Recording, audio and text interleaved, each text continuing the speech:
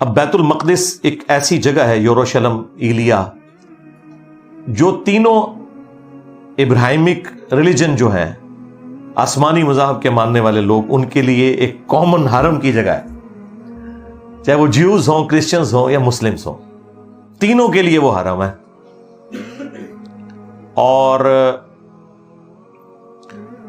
جب نبی صلی اللہ علیہ وآلہ وسلم کی پیدائش ہوئی اس وقت آلموسٹ 500 سال ہو چکے ہوئے تھے ہیکل سلیمانی کو گرے ہوئے، کیونکہ 70 AD کے اندر 70 عیسوی میں نبی الاسلام کی پیدائش سے 500 سال پہلے ٹائٹس جو رومن ایک جنرل تھا،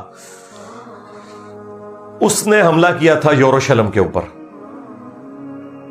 اور اس وقت تو ظاہر ہے وہ بت پرست جنرل تھا، اور انہوں نے یہودیوں کو قتل کیا، کوئی 1.25 لاکھ کے قریب یہودی قتل ہوئے، اتنوں کوئی وہ قید کر کے لے گیا اور ہیکل سلیمانی برباد کر دیا۔ اس کی صرف ایک دیوار بچی ہے جسے ویلنگ وال کہتے ہیں، دیوار گریا، اور جس کے سامنے یہودی جو ہے وہ اس طرح کر کے تورات پڑھ رہے ہوتے ہیں، وہ ایک دیوار وہ باقیات ہے ہیکل سلیمانی کی۔ اور یہ سلسلہ اسی طریقے سے ان کا رہا، پھر ڈائسپورا شروع ہو گیا، ان کا انتشار پوری دنیا میں پھیل گئے، ظاہر ہے وہاں سے تو وہ نکال دیے گئے۔ نبی صلی اللہ علیہ وآلہ وسلم کا دنیا میں آنا یہودیوں کے لیے بھی رحمت ثابت ہوا۔ آپ علیہ السلام کی مبارک دعوت کی برکت سے جب اسلام نے عروج پکڑا اور سیدنا عمر کے دور میں یروشلم فتح ہوا ایک پیس ٹریٹی کے تھرو، اس وقت یروشلم پہ حکومت تھی کرسچنز کی۔ جب ہیکل سلیمانی توڑا گیا اس وقت حکومت تھی رومن امپائر کی، جو کہ بت پرست تھے، لیکن وہ بیچ میں ایک ان کا ایمپرر آیا کانسٹنٹائن II، جس کے نام کے اوپر قسطنطنیہ شہر ہے، اس نے کرسچینٹی اڈاپٹ کر لی۔ یہ آلموسٹ آپ سمجھ لیں نبی صلی اللہ علیہ وآلہ وسلم کی پیدائش سے 200-250 سال پہلے کی بات ہے۔ تو اس کی وجہ سے پوری کی پوری جو رومن امپائر ہے وہ کرسچینٹی میں کنورٹ ہوگی، کیونکہ اس وقت بادشاہ کا دین ہی رعایا کا دین ہوتا تھا۔ اب کرسچنز نے یہ شرط لگائی سیدنا عمر کو کہ ہم آپ کے حوالے کرتے ہیں یہ سٹی بغیر جنگ کے، کیونکہ انہیں اندازہ ہو گیا تھا ہم مسلمانوں کا مقابلہ نہیں کر سکتے، لیکن ہماری شرط یہ ہے کہ یہودیوں کو آپ نے یہاں نہیں آنے دینا۔ اس کی وجہ کیا تھی؟ کرسچن یہ سمجھتے تھے کہ جسے ہم خدا کا بیٹا سمجھتے ہیں یا خدا سمجھتے ہیں، اس کے قاتل یہودی ہیں، کیونکہ انہوں نے صلیب چڑھوایا تھا رومنز کے ذریعے جیزس کرائسٹ کو، اور یہودی جو ہے وہ جیزس کرائسٹ کو نعوذ باللہ آؤٹ آف ویڈ لاک کہتے تھے۔ ٹھیک ہے، اب یہ زمین و آسمان کا فرق ہے۔ اتنے بڑے لیول کی دشمنی دنیا میں کسی بھی دو مذاہب کے درمیان نہیں ہے جو جیوز اور کرسچنز میں۔ یہ آج کی بات میں نہیں کر رہا، یہ آج صورتحال کیوں بدلی ہے میں بعد میں بتاتا ہوں۔ زمین و آسمان کا فرق کہ ایک مذہب کے ماننے والے اسے خدا کا بیٹا کہہ رہے ہیں اور خدا کہہ رہے ہیں، پروٹیسٹنٹ جو ہے وہ خدا کہتے ہیں اور کیتھولک خدا کا بیٹا کہتے ہیں، اور دوسرے کہہ رہے ہیں کہ اس کی اصل میں خطا ہے یا آؤٹ آف ویڈ لاک پیدا ہوا ہے، نعوذ باللہ من ذالک۔ تو ان دونوں کا تو آپس میں ملاپ ہو ہی نہیں سکتا تھا۔ کرسچنز نے کہا کہ جیوز یہاں نہیں گھسیں گے، یہ ہمارے جیزس کرائسٹ کے قاتل ہیں۔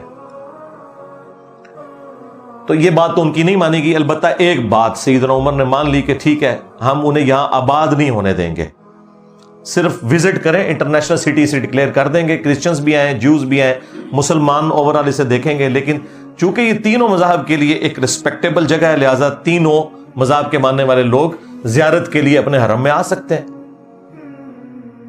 اور پھر اس وقت سے لے کر 20ویں صدی کے آغاز تک، سلطنت عثمانیہ کے ٹوٹنے تک، یروشلم، بیت المقدس یہ مسلمانوں کے قبضے میں رہا ہے۔ بیچ میں ایک دفعہ صلیبیوں نے لیا تھا، اور وہ پھر سلطان صلاح الدین ایوبی رحمہ اللہ تعالیٰ نے ان سے واپس لے لیا۔ بس وہ ایک ایکٹیویٹی پرفارم ہوئی، اوورال مسلمانوں کی حکومت رہی، اور بالکل معاملات بڑے اچھے چل رہے تھے۔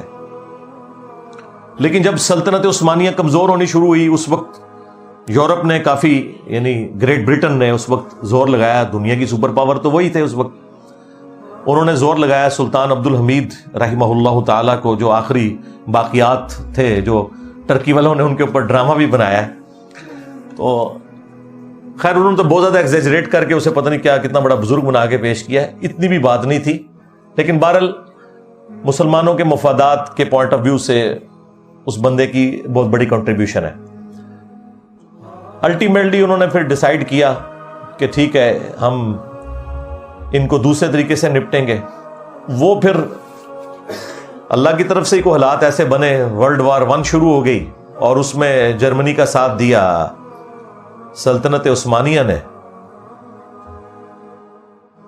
اور یہ پارٹی جو ہے وہ جنگ ہار گئی.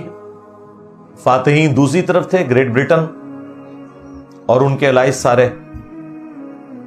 تو انہوں نے جنگ کے دوران ہی فتح پانے کے لیے عربیوں کے ساتھ یہ وعدہ کیا کہ تمہیں ہم اجمیوں کی غلامی سے آزاد دیں گے اور یہ علیحدہ سے ایک حکومت تمہاری قائم کریں گے. دوسری طرف انہوں نے یہودیوں سے وعدہ کیا کہ تمہیں ہم بیت المقدس میں آنے کی اجازت دے دیں گے.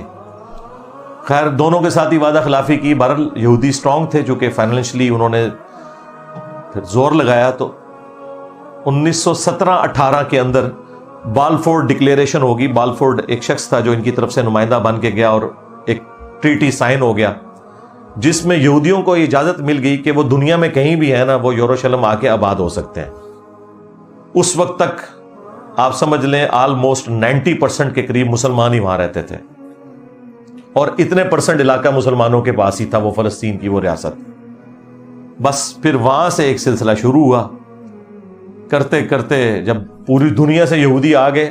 اس وقت آلموسٹ آپ سمجھ لیں 90 لاکھ 1 کروڑ کے قریب ہیں، 10 ملین کے قریب یہودی اسرائیل کے اندر. یہ پوری دنیا سے آئے ہیں کیونکہ ان کے لیے ایک مذہبی مقام تھا. یہاں پہ بھی اگر ویزا کھول جائے تو سارے مکہ مدینہ جانے کے لیے تیار نہیں ہو جائیں گے. تو یہی ان کے لیے وہ سارا معاملہ تھا. وہ آگے اور وہاں پہ انہوں نے ظاہر ہے جب وہ آئے تھے تو انہوں نے زمینیں خریدنی تھی، اور جب انہوں نے زمینیں خریدنی تھی تو جن کے پاس آلریڈی وہاں پہ پلاٹ تھے انہوں نے ہی بیچنے تھے ظاہر ہے. تو یہ ایک نیچرل پروسیس تھا، یہ کچھ سازش نہیں ہو گئی تھی.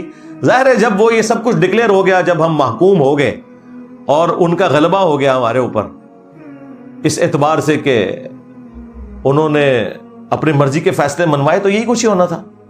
1948 کے اندر پھر اسرائیل کی سرحدیں کتنی وسیع ہوئیں. پھر اصل جو جھٹکا مسلمانوں کو لگا وہ 1967 میں جو 6 دن کی جنگ ہوئی تھی عرب ورسز اسرائیل، جس میں اکیلے اسرائیل نے سارے عرب ملکوں کو شکست دی.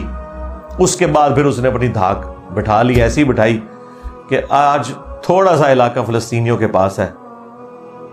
کچھ علاقے تو وہ ٹوٹی پوٹی فارم میں بالکل سینٹر میں اسرائیل کے مسلمانوں کے پاس ہے، اور ایک کارنر پہ یہ غزہ کی پٹی ہے جس کے ایک طرف میڈیٹرینین سی ہے، ایک طرف ایجپٹ ہے، اور باقی جو 2 بڑی والی سائیڈ ہے جو لینتھ والی وہ ساری اسرائیلی ہے. اور انہوں نے باقاعدہ باڑ لگائی ہوئی ہے، کسی کو وہاں سے یہاں آنے کی اجازت نہیں.